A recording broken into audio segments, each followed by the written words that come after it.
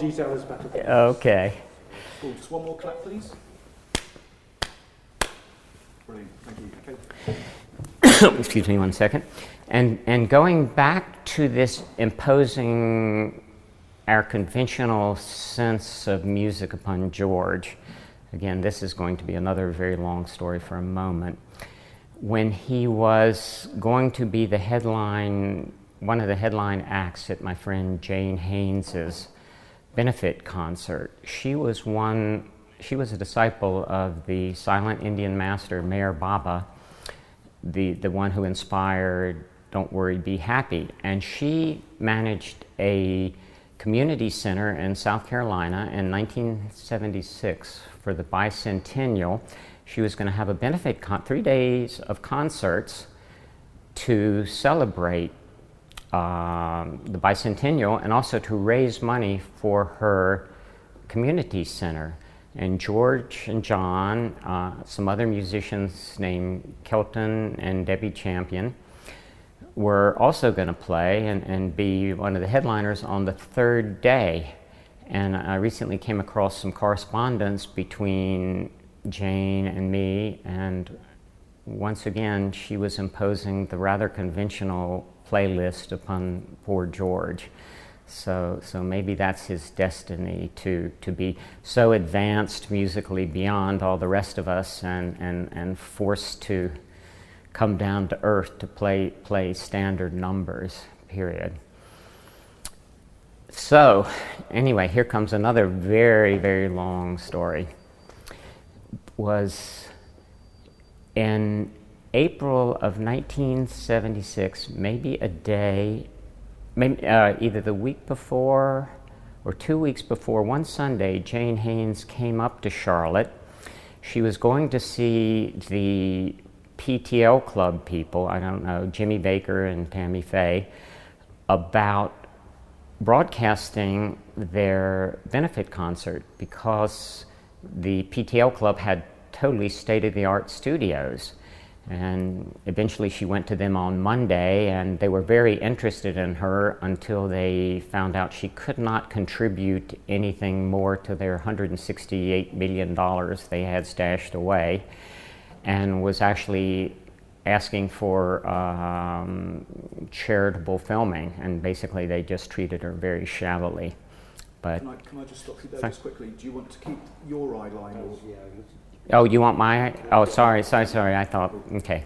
Sorry. Yeah. Is that okay? Just to. Yeah. No. Is that okay? Okay. I should have said that. Yeah. Okay. No, this is great. I, as you know, I'm a writer, not an actor. I like sitting in a room with myself, thinking up weird ways to kill people. Okay. Cool. Sorry. So they treated her very shabbily. So she was in Charlotte this Sunday, and George and John were going down to South Carolina to record. And Jane said, I'd like to go see them. I said, well, Jane, they've gone down to Columbia. They're not in town. She said, no, I really want to see them. So I phoned, no answer. And she said, okay, well, if I can't see them in person, I want to go over there and leave a note, go to their apartment and leave a note. And they lived on the other side of town. And being musicians, they were doing the apartment swap trick. At the time, to get tenants, you would get 1 month's free rent if you agreed to live in a place 6 months. So they would live in one apartment complex for 7 months, then they would move to another one, get the month's free rent, live there another 7 months. So we drove over there on the west side of Charlotte and went up with a pen and paper for Jane to write her note and knocked on the door, and they were there. They had gotten halfway to Columbia and forgotten either microphones or microphone stands or something, some bit of sound equipment, and had driven back to Charlotte.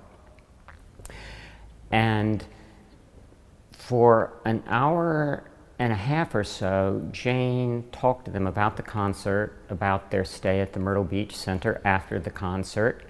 And I would, whenever I tried to say something, because they were my friends and I was also helping coordinate some of the concert, Jane would look at me and say, well, that's very nice, dear, and then just return her laser-like focus to them.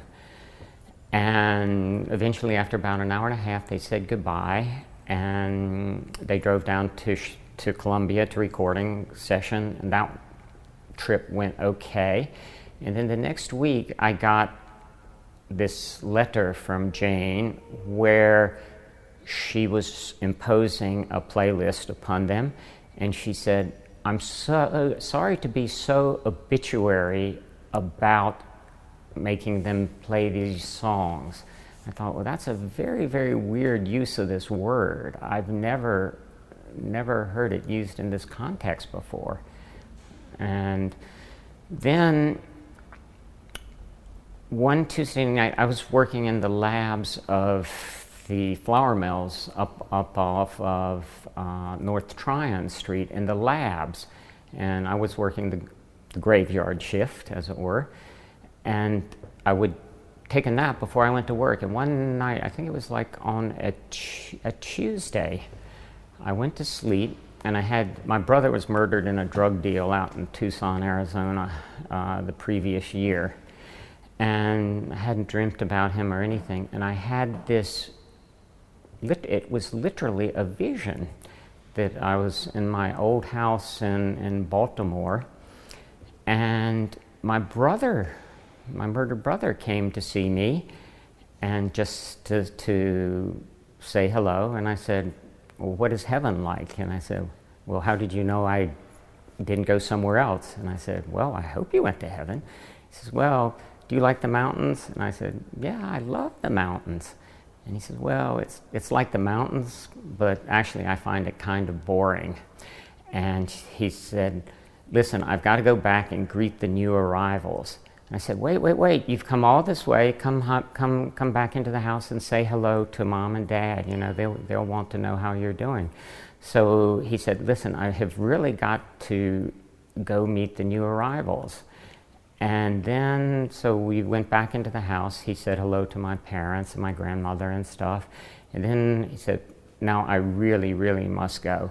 So we walked down the alley to this house. I don't know which particular house, but anyway, in the house was an elevator that went to heaven, and there was like a console, that lobby console there, and there was a woman there who just read him the riot act and said, "Where have you been? You were supposed to be here hours ago, you have to greet the new arrivals."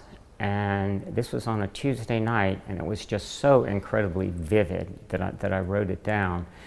And then, of course, that Thursday, we were living on Hawthorne Lane, diagonally across from the Krispy Kreme, which was never closed. And when finally they closed it after some years, they realized they didn't have a key to lock the front door and had to call the locksmith. But it was lovely, and because you would always have the smell of fresh baking donuts everywhere. Anyway, so we were Thursday morning. Russell Schwartz, who was also a partner in Wombat Productions, came over, and he said, I need to tell you that George and John had been killed in a car wreck. And we just were, and he said, "I wanted you to know before you heard it on the radio."